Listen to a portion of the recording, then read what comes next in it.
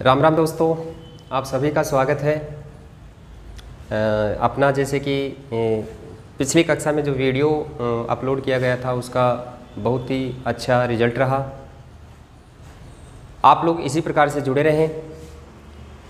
Rate को मद्देनज़र रखते हुए हम हिंदी की शिक्षण जो विधियां हैं वो यहाँ पर हम करवा रहे हैं, ठीक है। उसके अंदर जैसे पिछले वाला जो वीडियो था अपना, उसमें अनुकरण विधि हमने प्रारंभ की थी और अनुकरण विधि के जो भेद थे या अनुकरण कितने प्रकार का होता है उनके बारे में चर्चा की गई थी। तो जो नए व्यूअर हैं आज, वो सबसे पहले तो चैनल को सब्सक्राइब करें। उसके बाद में पहले वाला जो वीडियो है उसको एक बार ज़रूर देखें, क्योंकि ये उसी का भाग है। लेखन अनुकरण क्या होता है और उसकी कितने प्रकार की विधियाँ हैं या कितने प्रकार का वो है, तो ये सब बात, इन सब की चर्चा हमने पिछले वीडियो में की थी। आज हम चर्चा कर रहे हैं लेखन अनुकरण की विधियाँ, यानी कि आपका जो अनुकरण था वो 3 प्रकार का था: लेखन अनुकरण, वाचन अनुकरण और रचना अनुकरण, ठीक है। अब इसके अंदर जैसे कि जो सहायक विधियाँ हैं उनमें लेखन अनुकरण की पहली विधि जो थी रूपरेखा अनुकरण, वो हमने पहले वाले वीडियो में पूरी की थी। आज हम जैसे कि इसकी दूसरी विधि, लेखन अनुकरण की दूसरी जो विधि है उसकी चर्चा यहाँ पर करने वाले हैं। ध्यान देना दोस्तों, आपको जैसे बिल्कुल गहराई से मैं यहाँ पे बता रहा हूँ, एक एक चीज़ें यहाँ से बता रहा हूँ, क्योंकि ध्यान रखना कई बार अनुकरण से ना आकर उसकी जो सहायक विधियाँ होती हैं उनमें से प्रश्न पूछ लिया जाता है और हम पढ़ के जाते हैं केवल अनुकरण, और वहाँ पर अनुकरण का विकल्प में नहीं होता है, ठीक है। आज अपने पास जैसे कि दूसरा जो बिंदु है, लेखन अनुकरण की पहली विधि थी आपकी कौन सी? रूपरेखा अनुकरण विधि, ठीक है। तो वो आपकी जैसे कि हो चुकी थी किसमें? पहले वीडियो में। आज हम जैसे कि चर्चा कर रहे हैं लेखन अनुकरण की दूसरी विधि और उसका नाम है स्वतंत्र लेखन अनुकरण, स्वतंत्र लेखन अनुकरण विधि, ठीक है। अब ये जो विधि है आपकी स्वतंत्र लेखन अनुकरण, ये देखो क्या होती है। इसमें जैसे कि जो अध्यापक होता है, अध्यापक छात्र की अभ्यास पुस्तिका की जो पृष्ठ होता है उसमें ऊपर वाली पंक्ति पे कुछ अक्षरों की रचना करता है, यानी कि अध्यापक स्वयं अपने हाथ से लिख देता है। एक बार एक कतार में एक पंक्ति में अध्यापक लिखेगा और फिर जैसे कि उसके नीचे जिस प्रकार से अध्यापक ने लिखा है उसको देखते हुए, उनका अनुकरण करते हुए छात्र स्वतंत्र रूप से लिखने का प्रयास करते हैं, ठीक है। तो अध्यापक क्या करेगा इसमें? अध्यापक छात्र की अभ्यास पुस्तिका में कुछ अक्षर लिखता है, कुछ अक्षर लिखता है, ठीक है। अब विद्यार्थी क्या करेगा या फिर छात्र उनको देखकर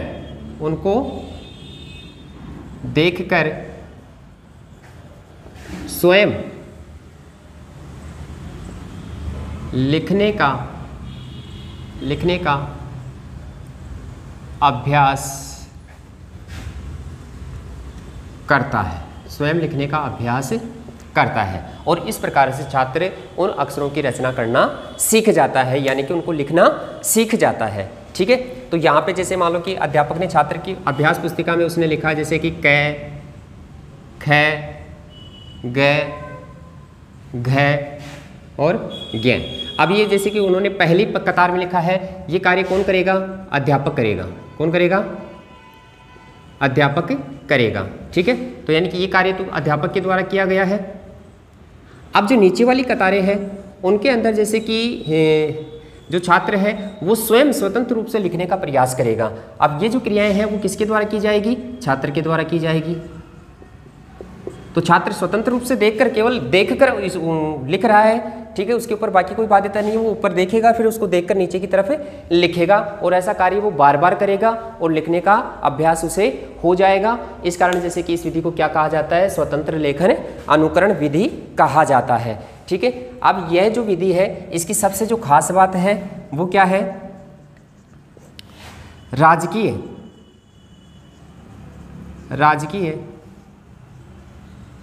विद्यालयों में सर्वाधिक, राजकीय विद्यालयों में सर्वाधिक प्रचलित विधि है। ध्यान देना मित्रों, ये जो जैसे कि आपकी जो ये विधि है, ये राजकीय विद्यालयों में सर्वाधिक प्रचलित विधि है। अब आपके पास पूछ लिया जाए, प्रश्न परीक्षाओं में आ जाए कि राजकीय विद्यालयों में प्रचलित लेखन अनुकरण की विधि कौन सी है, ठीक है, जो सर्वाधिक काम में ली जाती है, तो वो आपकी हो जाएगी कौन सी, स्वतंत्र लेखन अनुकरण विधि, ठीक है। तो ये तो जैसे कि बहुत ही सरल है, आपकी कोई दिक्कत नहीं है। इसमें विशेष बात यही है आपकी कि अध्यापक केवल एक पंक्ति में लिखेगा और नीचे वाली पंक्तियों में छात्र स्वतंत्र रूप से लिखेगा, और ये राजकीय विद्यालयों में क्या है, सर्वाधिक प्रचलित विधि है, ठीक है। तो यहाँ पे जैसे कि आपकी लेखन अनुकरण की दूसरी विधि हो चुकी है। अब हम बात करेंगे तीसरी विधि की, ठीक है। तीसरी जो विधि है वो बहुत ही महत्वपूर्ण है आपकी, और जो 3 साल से छोटे 3 साल तक के जो बच्चे होते हैं उनके लिए बहुत कारगर है। यानी कि जैसे कि पहली कक्षा से जिनमें नर्सरी वगैरह में या आंगनबाड़ी में आपने देखा होगा कि बच्चों को डाल दिया जाता है आंगनबाड़ी में, तो वहाँ पर जो बच्चे कार्य करते हैं वो अपनी तीसरी विधि वहाँ पर काम करेगी, या तीसरी विधि के तहत उनको सिखाया जाता है या फिर बताया जाता है, ठीक है। यहाँ पे देखो जैसे कि तीसरी विधि है आपकी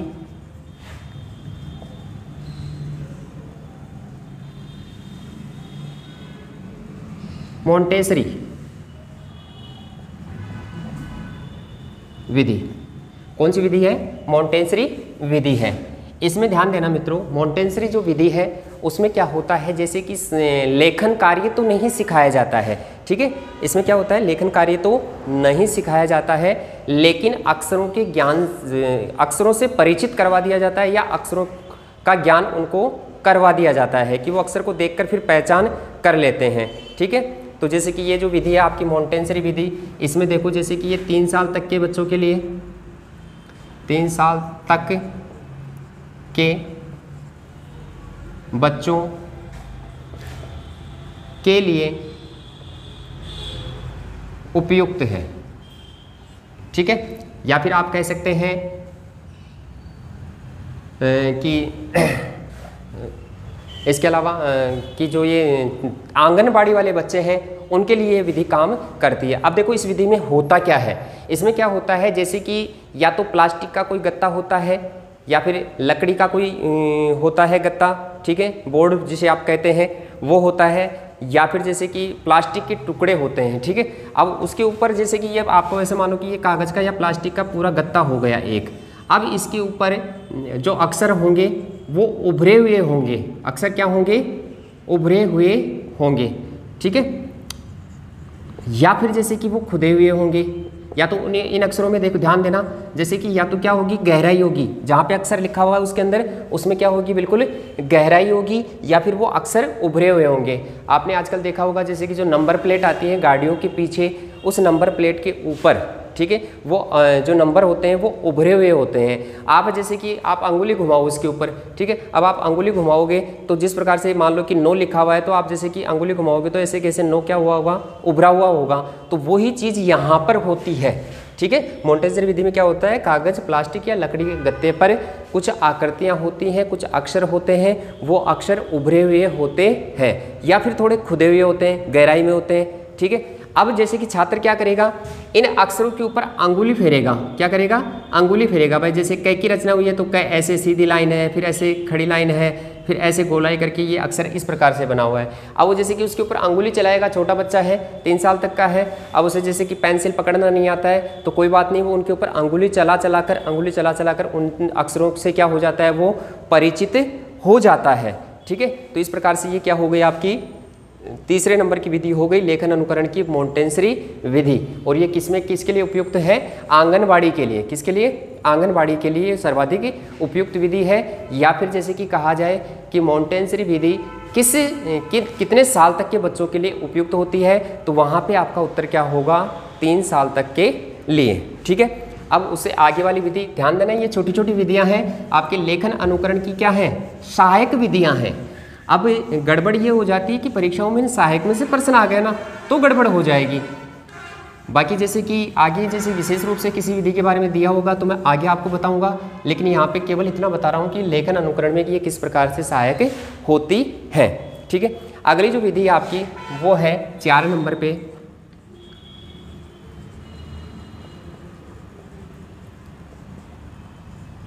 पेस्टालॉजी विधि।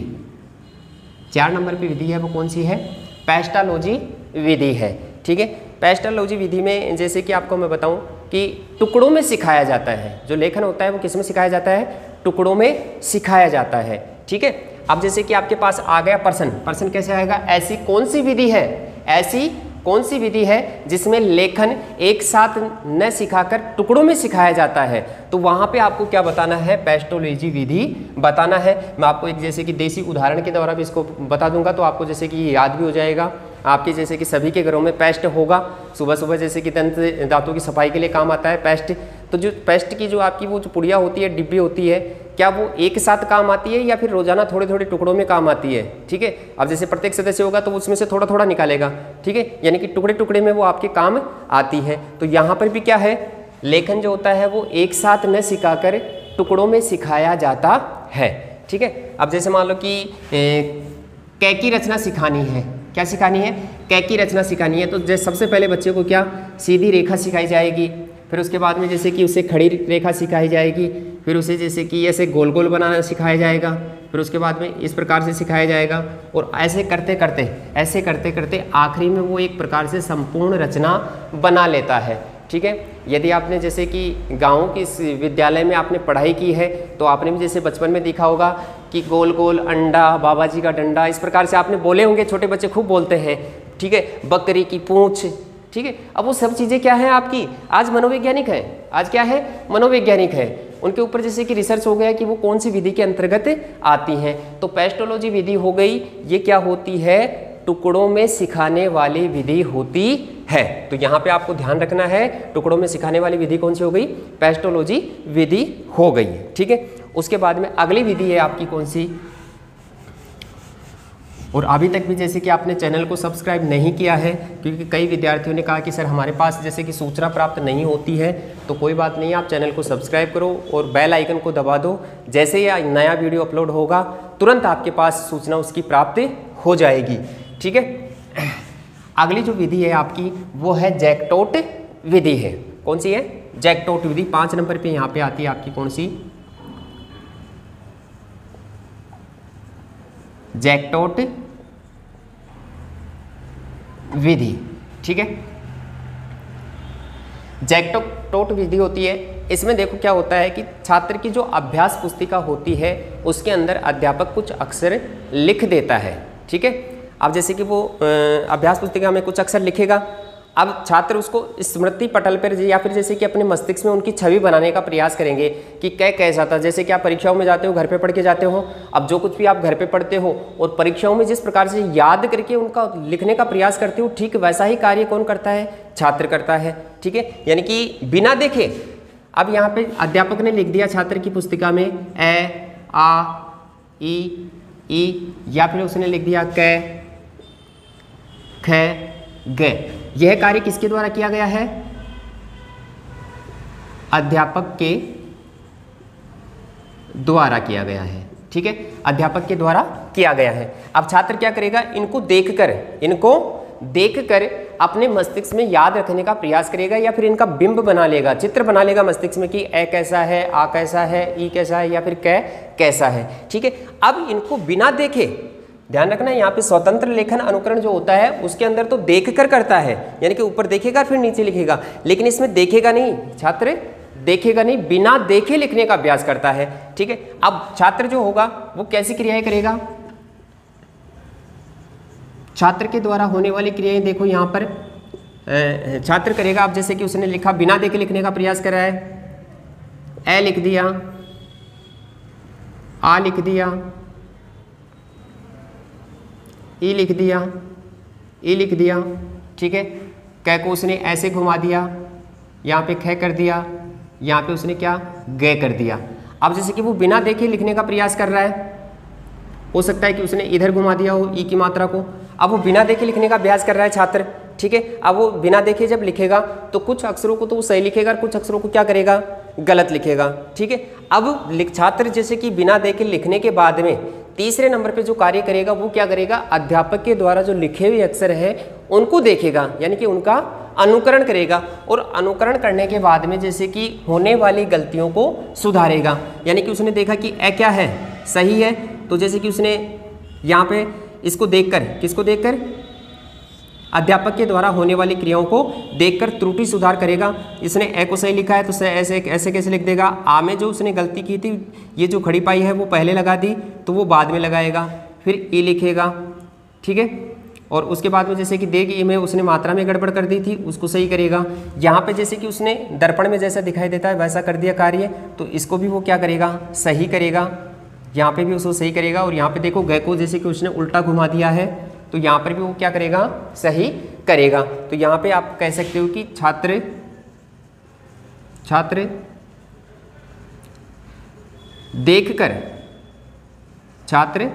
देखकर त्रुटि सुधार करेगा, छात्र देखकर त्रुटि सुधार करेगा, ठीक है। और होने वाली गलतियों को ध्यान रखना है, यदि जैसे कि कोई गलती हो जाती है फिर देखकर उसको यदि सुधार लिया जाता है तुरंत, तो फिर वो दोबारा से गलती नहीं होती है। तो ऐसा बार बार करेगा। आप लोग जैसे कि अब भी ऐसा कार्य करते हो, एक बार जैसे किसी किन्हीं बिंदुओं को या जो भी आपके पास अनुच्छेद उनको पढ़ते हो, फिर बिना देखे जैसे कि उनको लिखने का अभ्यास करते हो, फिर मिलान करते हो, तो वही कार्य यहाँ पे कौन करता है, छात्र करता है। अध्यापक पहले अभ्यास पुस्तिका में लिखेगा, फिर छात्र उसको जैसे कि देखेगा, याद करने का प्रयास करेगा, फिर बिना देखे लिखेगा। कैसे लिखेगा, बिना देखे लिखेगा। और फिर लिखने के बाद में अध्यापक ने जो लिखा था उनको देखकर अपना मिलान करेगा, और मिलान करने के बाद में होने वाली त्रुटियों में क्या करेगा, वो सुधार करेगा। जैसे उसने यहाँ पे त्रुटियां कर दी थी तो इन त्रुटियों को वो क्या करेगा, सुधार करेगा, ठीक है। जो गलतियां हुई थी उनको उसने क्या कर दिया, सुधार कर दिया। और इस प्रकार से छात्र जो होता है वो लिखना सीख जाता है, ठीक है। अब उसके बाद में देखो जैसे कि जो ये आपका अगली विधि है वो है कौन सी, खंडस विधि। अगली विधि कौन सी है, खंडस विधि है। लेखन अनुकरण की विधियाँ आपकी चल रही हैं, छोटी छोटी विधियाँ हैं, बहुत ही महत्वपूर्ण है। और ध्यान रखना ये आपको गाइड में कहीं पर भी नहीं मिलेंगी, ठीक है। और मिलेंगी तो बिखरी हुई मिलेंगी, एक स्थान पर नहीं मिलेंगी। पूरी विधियाँ तो होंगी नहीं, मैं दावे के साथ कहता हूँ। और यदि जैसे कि आप वीडियो को अंत तक देखोगे तो ये विधि आप ज़िंदगी में कभी नहीं भूलोगे, ठीक है। बस इनको जैसे कि आप बार बार वीडियो को देखो, जिससे ये क्या हो जाए, आपके कंठस्थ हो जाएं। और आप भी फिर जैसे कि बिना देखे लिखने का अभ्यास करना कि जैसे कि अनुकरण विधि क्या है, उसके बाद में उसकी सहायक विधियाँ कौन कौन सी है, ठीक है। अब यहाँ पे जैसे कि 6ठे नंबर पे आपकी आती है कौन सी, खंडस विधि। ये कौन सी आपकी खंडस विधि है। खंडस जो विधि है ये क्या है, जैसे कि परंपरागत लेखन का सिखाती है।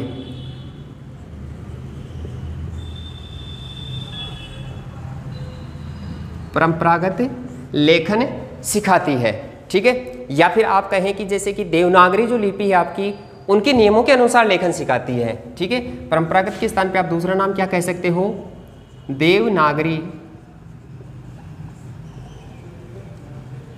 लिपि के अनुसार, देवनागरी लिपि के अनुसार लेखन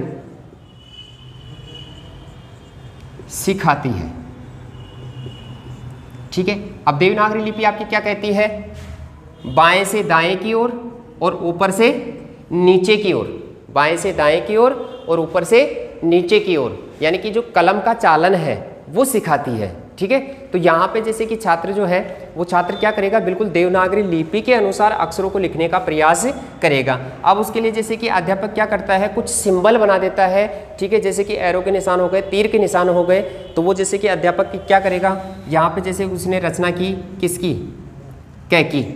अब आपने देखा होगा जैसे कि कई बार कई लोग गलती करते हैं, जैसे कि कोई शब्द लिखा, उसने लिखा पुस्तकालय,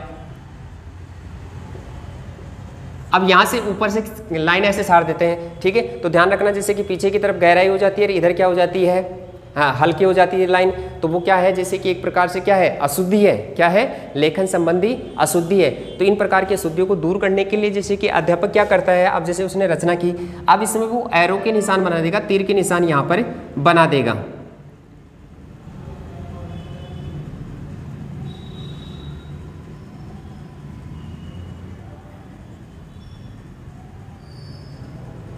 ठीक है, अब इस तीर के निशान के हिसाब से छात्र क्या करेगा, इसको देखेगा वो कि मुझे इधर से नहीं चलना है, दाएं से नहीं आना है, मुझे बाएं से चलना है। ठीक है, तो छात्र भी इसके ऊपर जैसे कि वो नवीन रचना जब करेगा तो वो बिल्कुल इसको देख कर करेगा कि हाँ यहाँ से यहाँ चलना है। अब देखो यहाँ पे नीचे की तरफ तीर का निशान है तो फिर वो नीचे लेगा। अब यहाँ पे देखो जैसे कि यहाँ पे उल्टा नहीं है, यहाँ से है, तो वो ये छात्र भी क्या करेगा, इसी प्रकार से लिखने का अभ्यास करेगा।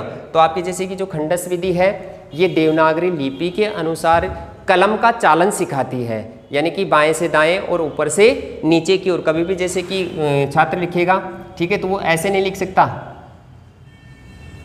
क्योंकि ये क्या है, उसका गलत है, उसकी गति नहीं बन पाएगी। ठीक है, लेखन की जो गति है वो कम हो जाएगी बिल्कुल।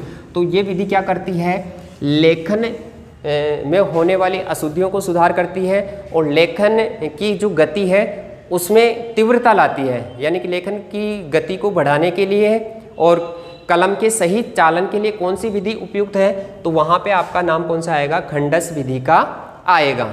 ठीक है, इसके बाद में देखो जैसे कि आपकी बहुत महत्वपूर्ण विधि है संश्लेषण विधि। कौन सी विधि, संश्लेषण विधि। ठीक है, 2016 वाली जो आपकी रीट की एग्जाम थी उसके अंदर यहाँ से संश्लेषण विधि में से प्रश्न पूछा गया है आपका कि ये कौन सी विधि है। यहाँ पे इनको मैं मिटा देता हूँ एक बार, आप जैसे स्क्रीनशॉट लेना चाहते हो तो एक बार ले लो कि ये कौन कौन सी विधियां हैं। फिर उसके बाद में हम बात करते हैं किसकी, संश्लेषण विधि की चर्चा करते हैं।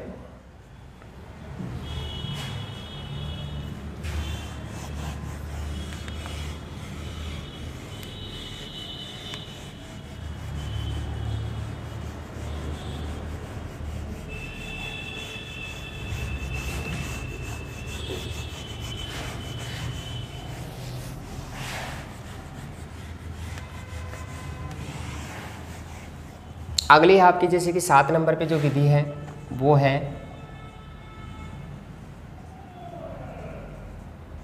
संश्लेषण विधि। ठीक है मित्रों, संश्लेषण विधि। अब इसमें क्या होता है, जैसे कि संश्लेषण जो विधि है इस विधि के अंदर जोड़ना सिखाया जाता है। क्या सिखाया जाता है, जोड़ना सिखाया जाता है। यानी कि सबसे पहले तो उसे कुछ अक्षर लिखना सिखाएगा। अध्यापक क्या करेगा, छात्र को कुछ अक्षर लिखना सिखाता है, टुकड़ों में सिखाता है, जैसे कि क, ख, ग, ऐसे अलग अलग अक्षर लिखना सिखाएगा। फिर उन अक्षरों से बनने वाला शब्द कि उससे कौन सा शब्द बनता है। ठीक है, अब जैसे कि छात्र, अध्यापक के जैसे कि छात्र को क्या किया, उसने जैसे कि क, ल, म, ये तीनों अक्षर अलग अलग सिखाए उसने। तीनों अक्षर क्या कैसे सिखाए हैं, अलग अलग सिखाए हैं। अब इसके बाद में जैसे कि इनसे बनने वाले शब्द कौन से हैं, अब जैसे कि क, ल, म, तीनों को वो एक जगह जोड़कर फिर सिखाएगा। तो यहाँ पे जैसे कि नया शब्द बन गया क्या, कलम। ठीक है, इसके अलावा जैसे कि दूसरा शब्द कौन सा बन सकता है, क, म, ल, क, म, ल। तो यहाँ पे जैसे कि 2 शब्द वो छात्र क्या करता है, लिखना सीख जाता है। ठीक है, तो ये जो विधि है ये आपने छोटे बच्चों की देखी होगी अभ्यास पुस्तिका में, बहुत ज़्यादा प्रचलित है, बहुत ज़्यादा प्रचलित है। ठीक है, क्योंकि ये क्या है, विधि सरल से कठिन की ओर है, सरल से कठिन की ओर शिक्षण सूत्र का पालन करती है, पालन करती है। ठीक है, और इसके अलावा प्रचलित विधि है, प्रचलित विधि है। अब इसमें ध्यान देना मित्रों, यहाँ पे जैसे कि आपके पास परीक्षाओं में प्रश्न पूछा गया था कि ऐसी कौन सी विधि है जो टुकड़ों से शब्द बनाना सिखाती है, ठीक है। तो वहाँ पे आपको क्या बताना पड़ेगा, संश्लेषण विधि, जोड़ने वाली विधि है, क्योंकि यहाँ पे पहले वो टुकड़ों में सिखा रहा है। तो टुकड़ों में जैसे कि कै की रचना वो छात्र जल्दी सीखेगा या पूरे शब्द को सीखेगा, तो छात्र पहले अक्षर को जल्दी सीख सकता है। तो ये विधि भी क्या करती है, पहले छोटे छोटे टुकड़ों में अक्षरों को लिखना सिखाती है, फिर उसके बाद में उन अक्षरों से बनने वाले शब्द, आपने देखा होगा जैसे छोटे बच्चों की पुस्तकों में आता है रा, मैं, फिर उसके बाद में राम, का, मैं, फिर उसके बाद में काम, ऐसा जैसे कि उनकी गृह कार्य जो होता है उसमें दिया हुआ होता है, तो छात्र ऐसे लिखने का प्रयास करता है। तो ये विधि आपकी कौन सी हो गई, संश्लेषण विधि हो गई, ठीक है। और सरल से कठिन की ओर शिक्षण सूत्र का पालन करने वाली विधि हो गई, ठीक है। और मनोवैज्ञानिक विधि भी है ये। उसके बाद में जैसे कि इसी से जुड़ी हुई दूसरी विधि है, या फिर मैं कहूँ इसका उल्टा है, इसके ठीक विपरीत विधि है, वो है आपकी जैसे कि कौन सी, विश्लेषण विधि। वो क्या करती है, बिल्कुल इसके विपरीत कार्य करती है। क्या करती है, विपरीत कार्य करती है। अभी आपके समझ में आ जाएगा कि विश्लेषण विधि क्या है। बहुत सरल है, दोनों में से आपको एक ही याद रखनी है, दोनों याद करने की आवश्यकता नहीं है, क्योंकि दूसरी विधि क्या है, उसके ठीक विपरीत कार्य करती है। तो आप एक को याद रख लो और दूसरे को उसका क्या मान लो, विलोम मान लो, यानी कि उल्टा मान लो। 8 नंबर पे आपकी आ गई कौन सी,